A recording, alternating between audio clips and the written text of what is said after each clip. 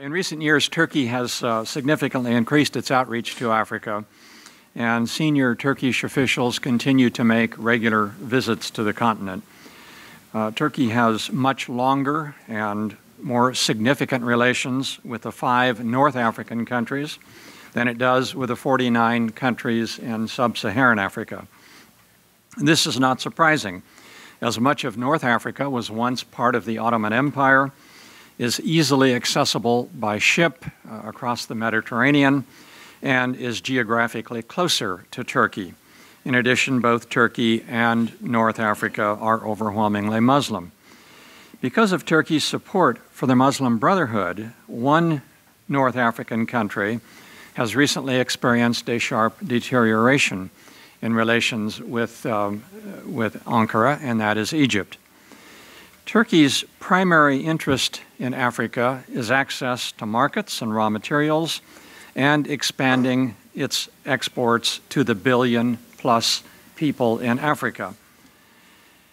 Turkey announced its opening up to Africa policy in 1998, but a subsequent devastating earthquake in Turkey and a financial crisis postponed its initial outreach. Turkey made its major push into Africa in 2005, which it declared as the Year of Africa. In 2005, then Prime Minister Erdogan was only the second head of government from Turkey to visit sub-Saharan Africa, with trips to Ethiopia and South Africa. In 2008, former President Gül hosted the first Turkey-Africa Cooperation Summit in Istanbul, and in subsequent years visited a number of African countries. Visits to Africa by high-level Turkish officials became a staple of the Turkey-Africa relationship. The second Turkey-Africa Cooperation Summit took place in Equatorial Guinea in 2014. President Erdogan visited Ethiopia, Djibouti, and Somalia in January of 2015. There was speculation that he would make additional trips to Africa in 2015, but they did not happen, probably because of elections in Turkey and the crisis in neighboring Syria. Erdogan resumed his trips to Africa in 2016 with separate visits to West Africa and then another to Kenya and Uganda. Prior to 2009, Turkey had embassies only in the 5 North African countries, plus the Democratic Republic of the Congo, Ethiopia, Kenya, Nigeria, Senegal, South Africa, and Sudan. Turkey now has embassies in 39 African countries, the 5 countries in North Africa, and 34 in sub-Saharan Africa, in addition to a consulate general in the self-declared independent Somaliland. Turkey has more embassies in Africa than many larger and wealthier countries. On the other hand, some of these embassies are tiny, and Turkey has encountered difficulties in staffing some of them. African diplomatic representation in Ankara has also expanded impressively. As recently as 1997, the 5 North African countries and South Africa were the only African countries to have an embassy in Ankara. Today, there are 32 African embassies in Ankara, an unusually large number for a country with the size of the economy that Turkey has. Turkey has significantly expanded its trade with Africa, although it dropped from $20 billion in 2014 to $17.5 billion in 2015. And it constitutes less than 5% of Turkey's global trade, which interestingly is about the same percentage for China's global trade. Significantly, only $6 billion of its trade with Africa in 2015 was with the 49 countries of sub-Saharan Africa, and $11.5 billion was with the 5 North African countries. In terms of trade balance, Turkey exports almost 3 times as much by dollar value to North Africa as it imports from those countries. While the trade balance is somewhat more equal in the case of sub-Saharan Africa, Turkey still exports much more to the region than it imports from those countries. In addition to the countries of North Africa, Turkey's most important trading partners are South Africa, Nigeria, Ethiopia, Ghana, and Cote d'Ivoire. Turkey has free trade agreements with 4 African countries and has signed trade and economic cooperation agreements with 39. One of the major promoters of Turkey-Africa trade was the Turkish Confederation of Businessmen and Industries, known as TÜSKAN, which was affiliated with the Hizmet or the Gulen movement. Turkey has blamed the Gulen movement for the 2016 coup attempt, and it has shut down TÜSKAN. Turkey has a long way to go before Africa becomes a significant part of its global trade. Looking at it another way, however, Turkey's trade with Africa in 2014 was almost $8 billion more than Russia's trade with Africa. In 2000, Turkish foreign direct investment in Africa totaled only about $750 million. According to Turkey's Foreign Ministry website, cumulative Turkish foreign direct investment in Africa today is estimated at $6.2 billion. On the other hand, a Turkish Foreign Ministry official stated at a conference that I attended in Istanbul in 2015 that the Turkish FDI figure in Africa had reached $8.4 billion. Take your pick in terms of numbers. Ethiopia received $3.2 billion of Turkey's total FDI to Africa, while other significant recipients have been Sudan, South Africa, and Nigeria. The leading sectors for Turkish investment are construction, textiles, manufacturing, and agricultural vehicles. It is primarily small and medium-sized Turkish companies that are attracted to African countries. A number of small Turkish firms are developing a strong niche market in sectors such as construction and information and technology. Turkey has signed agreements on avoiding double taxation and on investment protection with 11 African countries, and it has reciprocal protection of investment agreements with 22 African countries. Turkey's Foreign Economic Relations Board has also encouraged the establishment of bilateral business councils with African partners. More than 20 have been created so far.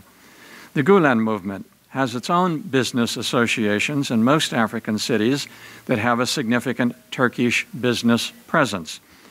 Turkish contractors initiated projects in Africa between the early 1970s and the year 2015 worth $55 billion, or about 19% of Turkey's global international contractor business.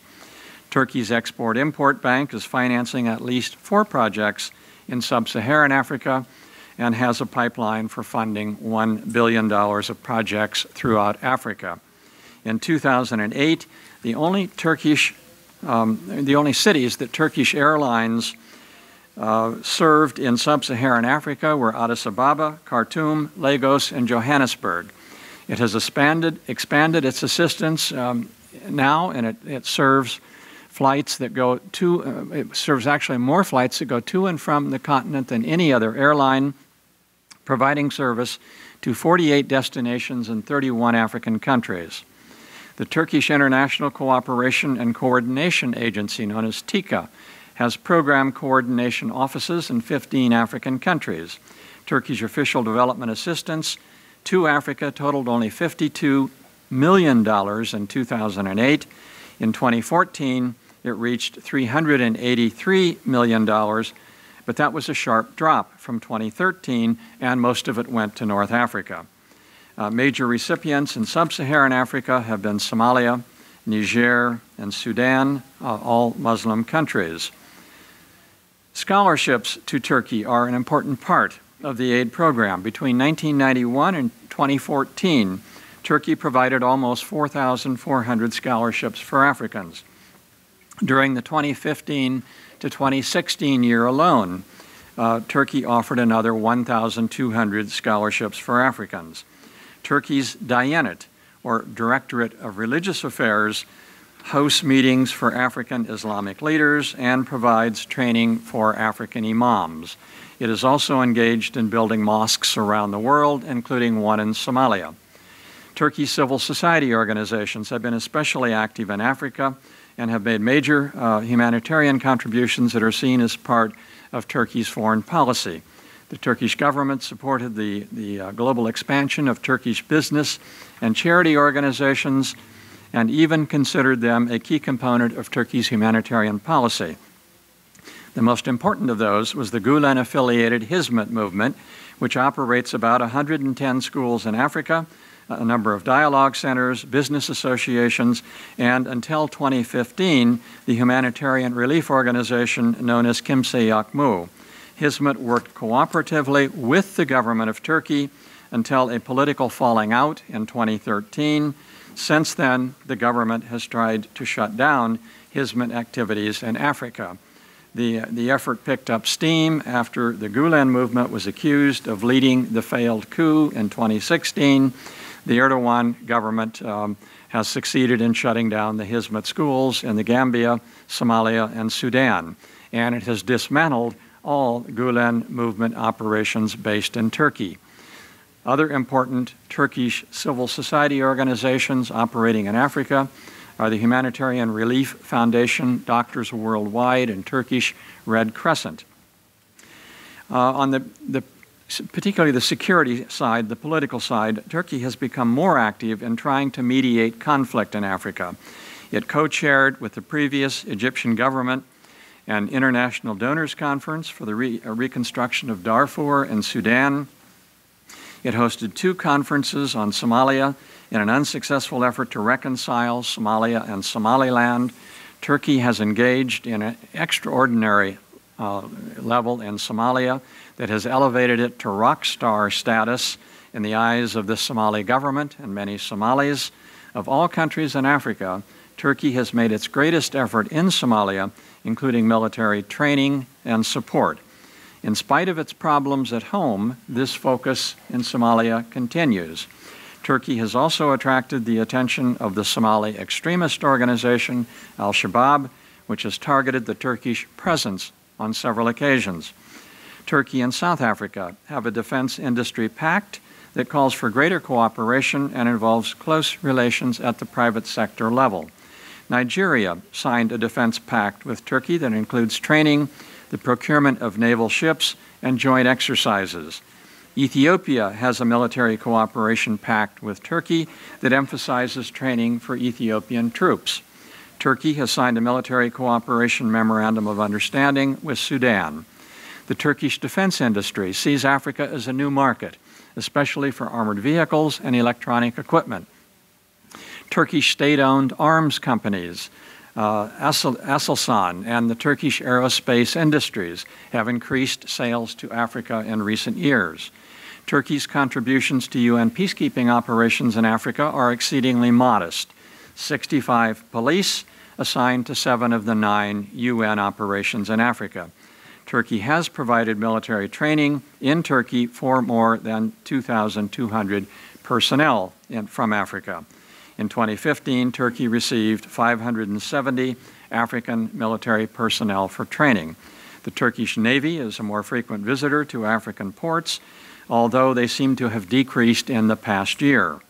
Since 2009, Turkey has contributed frigates to the U.S.-led multinational Combined Task Force 151 anti-piracy operation in the Gulf of Aden. It also participates in Operation Ocean Field, NATO's counter-piracy mission. African countries seem to view favorably Turkey's security-related interventions. Everything considered, Turkey's contribution to African security needs has been limited and is not likely to increase in the foreseeable future because of the purge in 2016 of the military and police in Turkey and the security threat posed by neighboring Syria. Now, what does all of this mean in terms of the overall relationship between Africa and Turkey? Well, First, I would say that Turkey's weaknesses in Africa, as seen from the African side, are an inadequate understanding of Africa, its relatively modest foreign direct investment, which tends to be concentrated in a few countries, trade balances that generally favor Turkey, and some confusion about Turkey's policy on Islam. Turkey's strengths in Africa are a willingness to take risks, such as its heavy involvement in Somalia, its humanitarian diplomacy, much of which is implemented by non-governmental organizations, a strong private sector, the role of Turkish Airlines, which many of you probably fly these days, and a reputation for minimizing self-interest. Turkey has made enormous progress over the past 10 years in its relations with Africa. The big question is whether domestic, economic, and political challenges and the crisis in Syria will permit Turkey to consolidate its gains and expand its activities in Africa. Thank you very much for your attention.